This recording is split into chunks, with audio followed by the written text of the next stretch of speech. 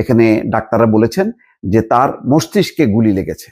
বুঝতেই পারছেন, কানের নিচে বা মস্তিষ্কের কোনো একটা খুবই বিপজ্জনক পজিশনে গুলি লেগেছে। ঘটনার প্রতিবাদে কাল বিএনপি সারা দেশে বিক্ষোভ ডেকেছে।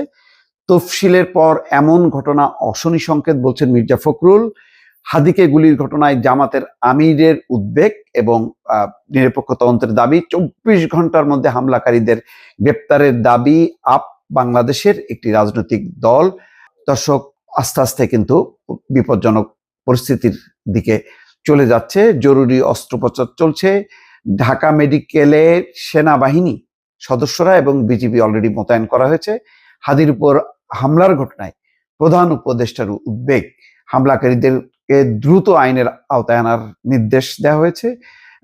ঢাকার ডিএমপি কমিশনার বলেছে যে চিরুনি অভিযান শুরু হয়েছে হত্যাকারীদের বা আক্রমণকারীদেরকে গ্রেপ্তারের জন্য।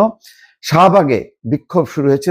তারেক রহমানও বক্তব্য দিয়েছে। উদ্বেগ উৎকণ্ঠা, অর্থাৎ বাংলাদেশের এই মুহূর্তে বিএনপি, জামাত থেকে শুরু করে এনসিপি সকল রাজনৈতিক দল গভীরভাবে তারা উদ্বেগ উৎকণ্ঠা প্রকাশ করেছে এবং তারা বলছে তফসিলের পরপর এই ঘটনা ইঙ্গিত দেয় যে মহল বিশেষ এই নির্বাচন চায় না বলেই এই ঘটনা ঘটিয়েছে। এখন কোন দিকে টার্ন নেয় বোঝা যাচ্ছে না। লাইফ সাপোর্টে আছে ওসমান হাদি, তার মাথায় গুলি লেগেছে।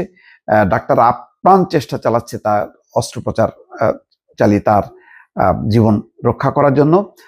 দর্শক, বুঝতেই পারছেন গতকাল বহুল যে প্রতীক্ষিত যে তফসিল ঘোষণার পর কিন্তু সকল রাজনৈতিক দল এটা সাধুবাদ জানিয়েছিল। বিএনপি, জামাত, এনসিপি কেউই প্রতিবাদ করেনি, বলেছে যে এটা একটা চমৎকার নির্বাচনী তফসিল।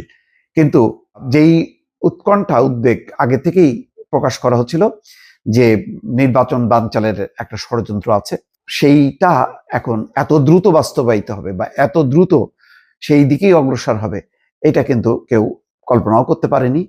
এখন জুলকারনাইন স্যার কিছুক্ষণ আগে বলেছি আপনাদেরকে, তিনি একটা স্ট্যাটাস দিয়ে বলেছেন যে গত কয়েক মাসে 80 জন শুটার বা আততায়ী ভারতীয় সীমান্ত অতিক্রম করে বাংলাদেশে এসছে। কারা তারা সেটা এখনো তারা চিহ্নিত হয়নি। আইন শৃঙ্খলা বাহিনীর দুর্বলতার সুযোগ নিয়ে এই ঘটনাটা সংঘটিত হয়েছে বলে অনেকে মনে করেন এবং আস্তে আস্তে যে পরিস্থিতি হবে তাতে আরো এই তৎপরতা বাড়তে পারে এবং ওসমান হাদিকে দিয়ে এটি শুরু হলো।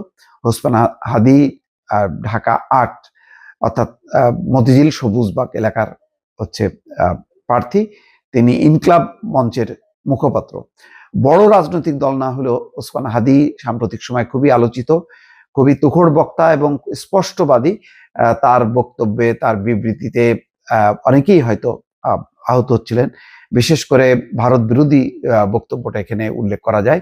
এখন তারপরেও যেহেতু ঘটনাটার যারা হত্যাকাণ্ডে জড়িতরা আটক হয়নি, ফলে এখনই বোঝা যাচ্ছে না যে আসলে কারা সেই আততায়ী যারা তফসিলের পরপর এরকম একটি ঘটনা ঘটালো এবং এমন একজনকে বেছে নেওয়া হলো যে বিগত জুলাই অভ্যুত্থান আন্দোলনের অন্যতম যোদ্ধা তিনি এবং ভারত বিরোধী বক্তব্যে যিনি সোচ্চার ছিলেন।